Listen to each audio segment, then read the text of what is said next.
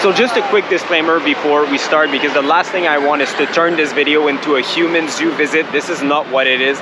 Tracy and I are truly interested in seeing, experiencing, and sharing with you guys how other people live and their reality. And this is why we decided to do this tour with Reality Tour, because 80% of their profit goes back to their NGO called Reality Gives, and that NGO is there basically to support the community. So all their information for the tours are going to be down below, but also the information in case you want to do a donation to help the community out. So we're at Mahim Railway Station, so let's go find our guide.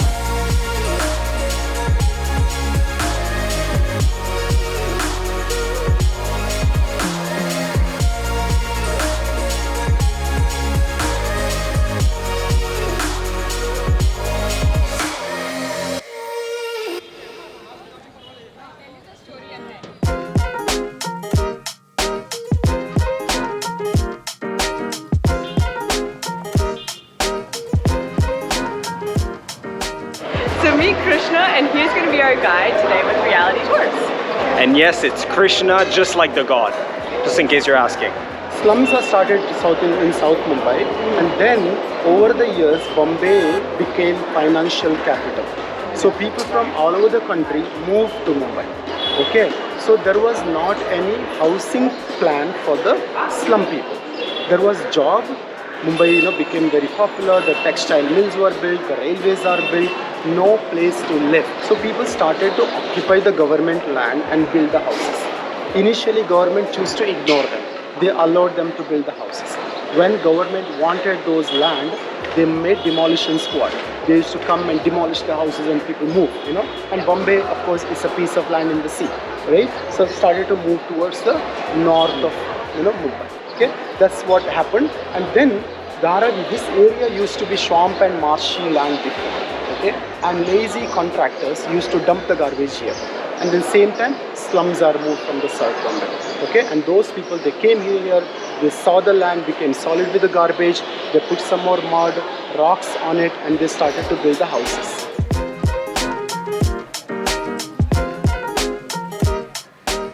So when you think of a slum, you think about poor people, people doing nothing all day, kids not going to school, people don't have electricity and all that stuff. But we're gonna show you today that it's not quite like that.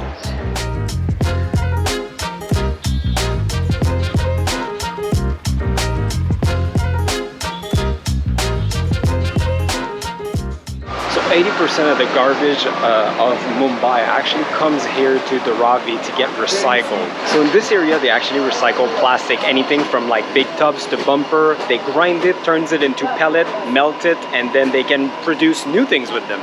So in here is actually the second largest industry is the garment industry. So behind me, they're actually dyeing fabric to make sure it's the exact color, and then in other places they'll do the embroidery, one step down and things. But it's cool. Everything's done by hand. They have the dye right there. No machine that tells you how many drops of this to go in. It's all on its own. Hello. Hi, how are you? Don't look into that. In this shop behind me, they're actually making grinding machine, and those machines, the two blue ones that you saw, are going straight to the US.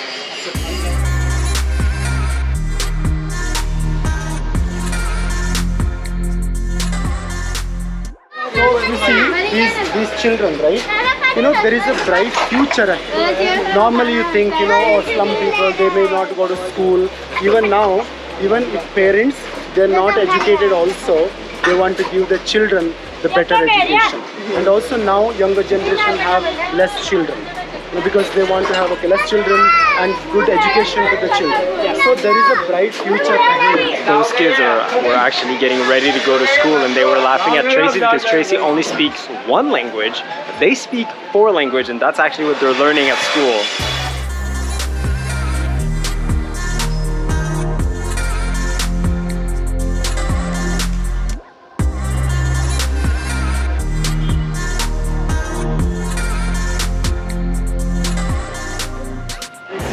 Chapati, okay? So this basically they are making it for the workers. A lot of single migrants here. So the family is back in the village.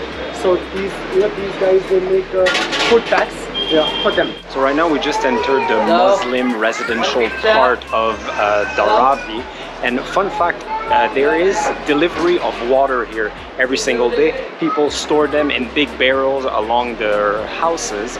There is electricity here 24/7 as well. The biggest issue is that only about 1% of the people here have bathrooms into their house, so sanitation is really what's affecting this population here. Well, to say the least, this guy had an interesting business, cleaning ears. Just walking is these narrow alleys is an experience on its own. Our guide was telling us that back in the days, he actually lost a photographer here for a few hours.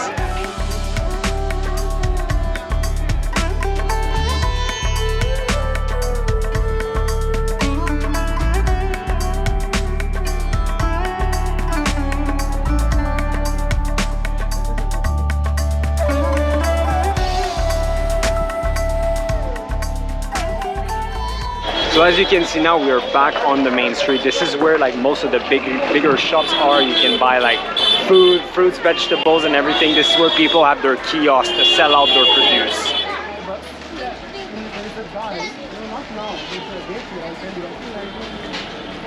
So we just stopped for some chai, and this is one that I had to do because it's actually called chai bugs. And yes, No, I call it chai bugs. you call it chai bugs. Yeah, okay. yeah. So our guide actually calls it chai bugs, just like Starbucks. Just because now they even have franchises too. They have their own cakes and everything like that. So it's really cool. We just did a little chai stop, and that was probably some of the best chai I had in India so far. So a lot of people, including myself before coming here, have the misconception that slums must, you know, smell like garbage and things like that.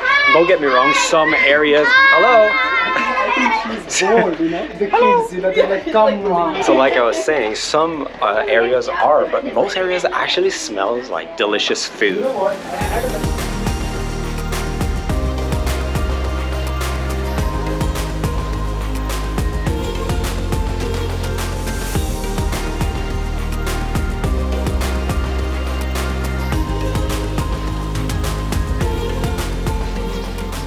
So one of the big business here in this area is actually leather, and the reason being there is Asia's largest slaughterhouse about 8 to 10 kilometers from the area. So it's a byproduct of that.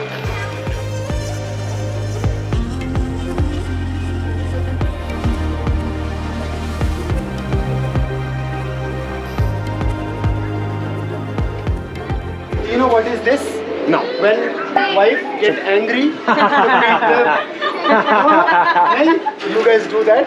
No. Arey, kashala. Barten. This is wedding card for me. The wedding invitation. Barten. 13 kala. She's getting married. Congratulations. Thank you. Oh, take it. It's hot. This is fresh. Thank you so much. You want some vegetable? Very good. How was spot. that? Very, very Get some good. vegetable also. That's This is a real India for you. Okay? Yeah. Front of your house. Hi. Soybean. Oh, soybean. Atiti Devo Bhava. That means guests are gods. That's so good. That's so good. Wow. So this is like the byproduct of after milking soy. Yes. Wow, this is so much better than soy milk. You know what, guys? All the time I pass through here, I meet them. She asking me to eat. Yeah. You know, this is the first time in my 17 years I had chapati in this house. Really? She says, I always offer you, but you never eat. You know. Thank you. Bartene. Thank you so much. Thank you. There's no better way for me to explain to you the sense of community here than what we just lived. We just walked in an alley. This lady just forced us into eating some delicious chapati and those soybean. The kindness is insane. And you can tell that our guide is here all the time and is truly part of this beautiful community, because as we were walking, somebody gave him an invitation for their wedding. So I hope he's going. So we're going up into what I think is like a computer lab or something, and they're actually doing computer classes here thanks to Amazon to give them a grant. Okay, so correction. The computers are coming. They've been ordered. They're just not here yet. But currently where we're standing is actually an English classroom, and by booking your tours and everything, that money is coming to fund this and have a school here within the community. This class currently has 44 students. Here's another misconception that I've noticed. Of course, I don't want to film into people's home, but by walking by, there's a few things I saw that like actually surprised me because I didn't know about it. People are so nice here. People have fridges, people have ACs, TVs, I've seen laundry machines. People have much more than what we're thinking.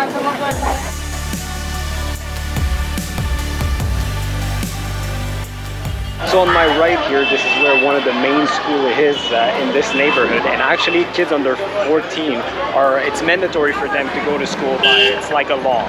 So the reason for this is actually because child labor is now fully illegal here. If you get caught with child labor, you have a fine and you're in prison for 2 years. So by making education compulsory, this is kind of helping to combat that.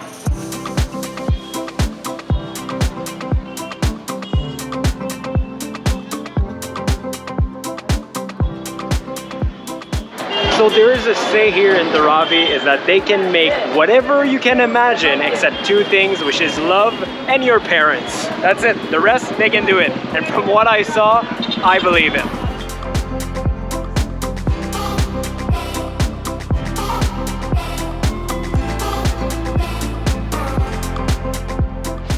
So in this area it's a little bit different. They do a lot of clay things. So in the back is where they're actually kind of making the clay. There's a lot more room between the two sides because what they do is they bring the clay out here to dry. So they need more space in order to do that. As you can see, like the old foundation here and the new foundation, that is the perfect example of how hardworking the people are here. This is where they used to store the pots basically, and it's still in use to this day. But somebody in the community close to there got married and they needed space, so they just destroyed this entire thing for the wedding only. The next day they started to rebuild it again. All the single-use tiny clay pot and cups are all basically made here, like what we've had in our yogurt in our previous video and the chai ones. It's just fascinating to see how much work goes into those single-use things. Wow. We're actually keeping those and trying to see if it's going to survive back in the luggage back to Kenya. We'll see.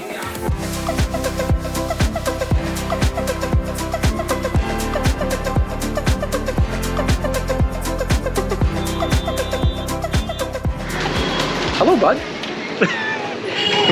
We just arrived at their office. So behind me you can see all of the tours that they offer. They even offer tours in Delhi, they offer multi-day tours, and then of course here in Mumbai. And they've actually won multiple awards for responsible tourism. And again, I'll say it again, but 80% of all the profits from the tours actually goes back into the community. So Krishna, thank you so much for this tour. It was amazing and we were really able to see your passion. And for that, we wish you all the best with the organization. Thank you so much. Thank you for coming on the tour. You know, it was fun walking around in my community with you both. Yeah. Okay, thank you. Means a lot. Thank you so much. Thank you. So here are like a few thoughts about this tour. First of all, it was so good. I love the relationship that he has built with the community.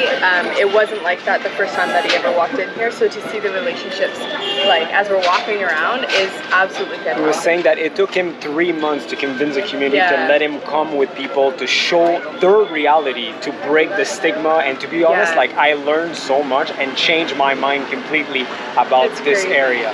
What I saw is like very generous people, very nice people. Like they gave us food, they were all like welcoming us into their shop, and talking about shop, people are so proud of their work, and that's really what they wanted us to see. And there's so many businesses and industries basically within here that you would not have known that without this tour. Sadly, like some of the business, like we couldn't film inside of them, but I wish you could see the amount of equipment, like industrial size oven and tables and everything. They just don't want the stigma to affect their business, because some of those food items, if people knew that they were made in Dharavi, people would probably stop buying them because people don't necessarily understand the reality of this place. So anyways, I think no matter what we say, it's not going to convey it properly. I think you need to if you're coming here, book a tour with Reality Tours and come see for yourself, because it will completely change your mind. Yeah. So once again, we're gonna put all the information down below. If you're a subscriber and come to Mumbai, you have to come on one of their tours,